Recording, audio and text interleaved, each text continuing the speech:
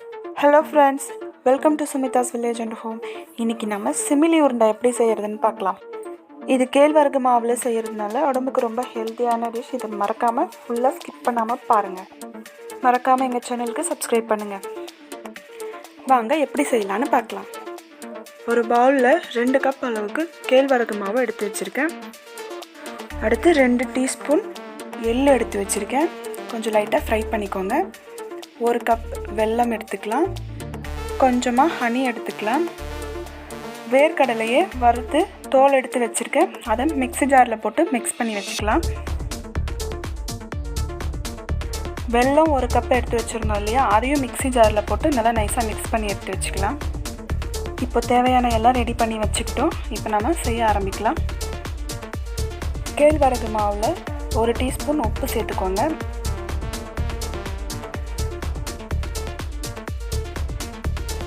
உப்பு சேர்த்துட்டு தண்ணி ஊற்றி கொஞ்சம் கொஞ்சமாக அதை பிசைஞ்சு சப்பாத்தி மாவு மாதிரி பிசைஞ்சு எடுத்துக்கலாம்.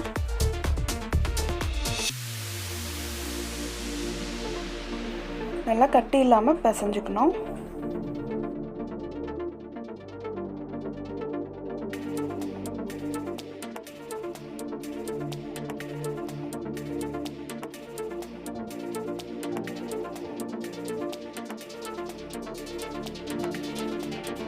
நல்லா சாஃப்டாக பிசைஞ்சிக்கணும்.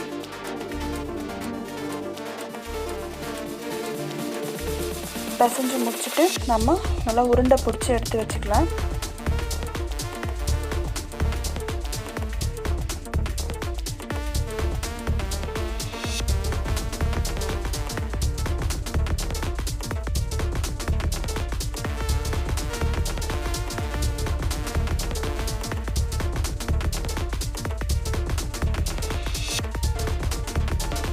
இப்போ எல்லாம் ரெடி ஆகிடுச்சு. இதை வச்சு நம்ம அடை செய்யணும். கேழ்வரகு அடை செஞ்சுட்டு தான் அதுக்கப்புறமா தான் நம்ம சிமிலி உருண்டை செய்ய போகிறோம். அடுப்பில் சப்பாத்தி தவா வச்சுட்டு லேசாக எண்ணெய் ஊற்றிக்கலாம். தவா நல்லா சூடு ஆகணும். எண்ணெயும் நல்லா சூடு இறக்கும். இப்போ உருட்டி வச்சுருக்கிற அந்த மாவை எடுத்து தவா மேலே வச்சு தட்டி விட்டுக்கலாம். மாவு நல்லா சாஃப்டாக பிசைஞ்சால் தான் தட்டுறதுக்கு நல்லா ஈஸியாக இருக்கும். கையில் தான் தட்டி விடணும்னு இல்லை, ஒரு துணி ஒன்று ரவுண்ட் பண்ணி கூட துணி வச்சு நம்ம தட்டி விட்டுக்கலாம்.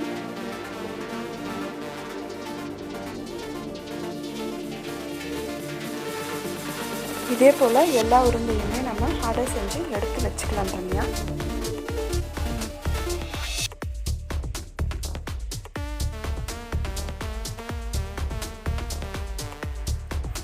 கேழ்வரகு அடை செஞ்சாச்சு. இப்போது இது நல்லா ஆறுனதுக்கப்புறமா குட்டி குட்டியாக புட்டு போட்டுக்கலாம்.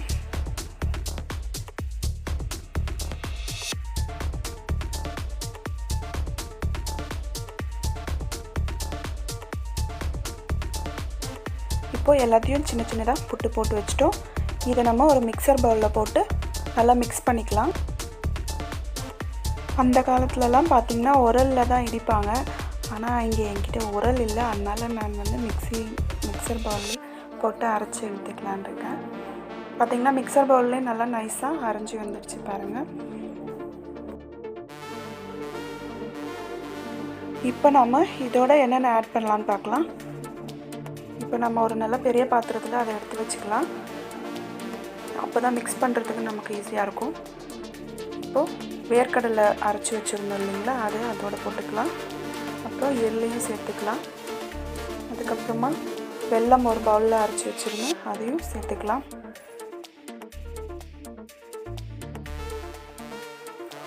சேர்த்து நல்லா கையிலே மிக்ஸ் பண்ணி விடணும்.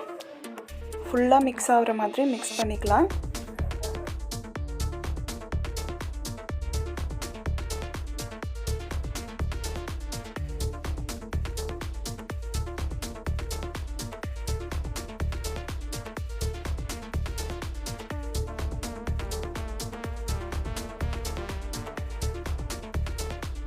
இப்போ நல்லா மிக்ஸ் பண்ணியாச்சு.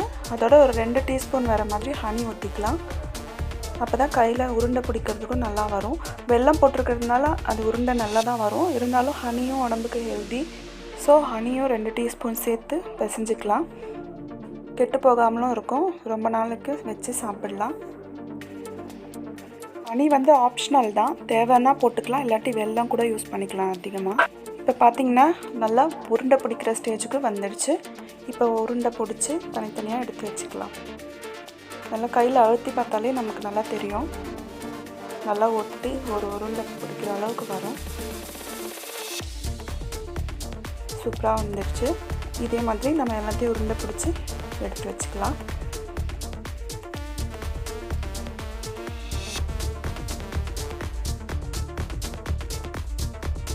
பார்க்கும்போதே ரொம்ப சூப்பராக இருக்குது, அதே மாதிரி வாசனையாகவும் இருக்குது. பார்த்திங்கன்னா ரொம்ப சுவையான ஹெல்த்தியான சிமிலி உருண்டை ரெடி ஆகிடுச்சு.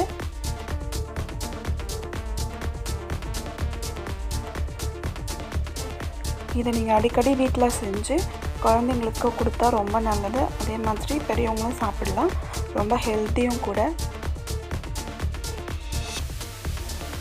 ஸ்நாக்ஸ்க்கு பதிலாக இந்த மாதிரி செஞ்சு கொடுக்கலாம். இதில் நம்ம ஆட் பண்ணியிருக்கிற கேழ்வரகு மாவு, வேர்க்கடலை, அதுக்கப்புறம் எள், வெல்லம், ஹனி, இப்படி எல்லாத்துலேயுமே சத்துக்கள் நிறைய இருக்குது. ஸோ கண்டிப்பாக இதை நீங்கள் வீட்டில் ட்ரை பண்ணுங்கள், செஞ்சு சாப்பிடுங்க.